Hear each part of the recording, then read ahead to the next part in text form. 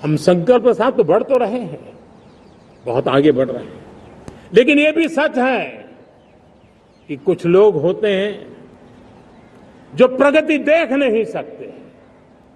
कुछ लोग होते हैं जो भारत का भला सोच नहीं सकते हैं। जब तक खुद का भला न हो तब तक उनको किसी का भला अच्छा नहीं लगता है। ऐसी विकृत मानसिकता से भरे हुए लोगों की कमी नहीं होती है। देश को ऐसे लोगों से बचना होगा। वे निराशा की गर्त में डूबे हुए लोग हैं। ऐसे मुट्ठी भर निराशा की गर्त में डूबे हुए लोग जब उनके गोद में विकृति पलती है तब वो विनाश का कारण बन जाती है, सर्वनाश का कारण बन जाती है, एनार्की का मार्ग ले लेती है और तब देश को इतनी बड़ी हानि हो जाती है जिसकी भरपाई करने में हमें नए सिरे से मेहनत करनी पड़ती है। इसलिए ऐसे जो छुटपुट निराशावादी तत्व होते हैं वो सिर्फ निराशा इतना नहीं है, उनकी गोद में विकृति पल रही है। ये विकृति विनाश के, सर्वनाश के सपने देख रही है, ताने बाने जोड़ने की प्रयासों में लगी हुई है। इसे समझना होगा। लेकिन मैं देशवासियों को कहना चाहता हूं कि हम हमारी नेक नीयत से, हमारी ईमानदारी से, राष्ट्र के प्रति हमारे समर्पण से हम सारी परिस्थितियों के बावजूद भी विपरीत मार्ग पर जाने वालों के लिए भी उनके भी दिल जीत करके हम देश को आगे बढ़ने के हमारे संकल्प में कभी भी पीछे नहीं हटेंगे, ये मैं विश्वास दिला चाहता हूं। साथियों,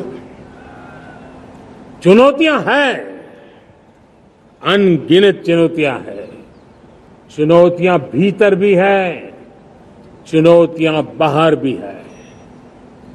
और जैसे जैसे हम ताकतवर बनेंगे, जैसे जैसे हमारा तवज्जो बढ़ेगा तो चुनौतियां भी बढ़ने वाली है, बाहर की चुनौतियां और बढ़ने वाली है और मुझे उसका भली भांति अंदाज है। लेकिन मैं ऐसी शक्तियों को कहना चाहता हूं, भारत का विकास किसी के लिए संकट लेकर के नहीं आता। हम विश्व में समृद्ध थे तब भी हमने कभी दुनिया को युद्ध में नहीं झोंका है। हम बुद्ध का देश है, युद्ध हमारी राह नहीं है। और इसलिए विश्व चिंतित न हो भारत के आगे बढ़ने से।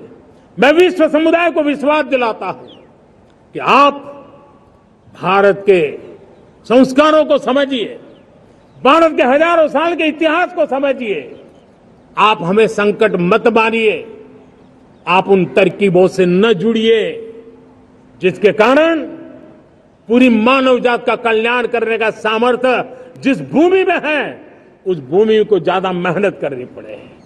लेकिन फिर भी मैं देशवासियों को कहना चाहता हूं, चुनौतियां कितनी ही क्यों न हो, चुनौती को चुनौती देना ये हिंदुस्तान की फितरत में है। न हम डिगेंगे, न हम थकेंगे, न हम रुकेंगे, न हम झुकेंगे। हम संकल्पों की पूर्ति के लिए 140 करोड़ देशवासियों का भाग्य बदलने के लिए, भाग्य सुनिश्चित करने के लिए, राष्ट्र के सपनों को साकार करने के लिए हम कोई कोर कसर नहीं छोड़ेंगे। हर बदनीयत वालों को हम हमारी नेक नीयत से जीतेंगे, ये मैं विश्वास देता हूं। मेरे प्यारे देशवासियों, समाज की मनोरचना में भी बदलाव कभी कभी बहुत बड़ी चुनौती का कारण बन जाता है। हमारा हर देशवासी भ्रष्टाचार की दिमक से परेशान रहा है। हर स्तर के भ्रष्टाचार ने सामान्य मानवीय का व्यवस्थाओं के प्रति विश्वास तोड़ दिया है। उसको अपनी योग्यता, क्षमता का प्रति अन्याय की जो गुस्सा होता है वो राष्ट्र की प्रगति में नुकसान करता है। और इसलिए हमने व्यापक रूप से भ्रष्टाचार के खिलाफ एक जंग छेड़ा है। मैं जानता हूं इसकी कीमत मुझे चुकानी पड़ती है, मेरी प्रतिष्ठा को चुकानी पड़ती है, लेकिन राष्ट्र से बड़ी मेरी प्रतिष्ठा नहीं हो सकती है, राष्ट्र के सपनों से बड़ा मेरा सपना नहीं हो सकता। और इसलिए ईमानदारी के साथ भ्रष्टाचार के खिलाफ मेरी लड़ाई जारी रहेगी, तीव्र गति से जारी रहेगी और भ्रष्टाचारियों पर कार्रवाई जरूर होगी। मैं भ्रष्टाचारियों के लिए भय का वातावरण पैदा करना चाहता हूं ताकि देश के सामान्य नागरिक को लूटने की जो परंपरा बनी है उस परंपरा को मुझे रोकना है।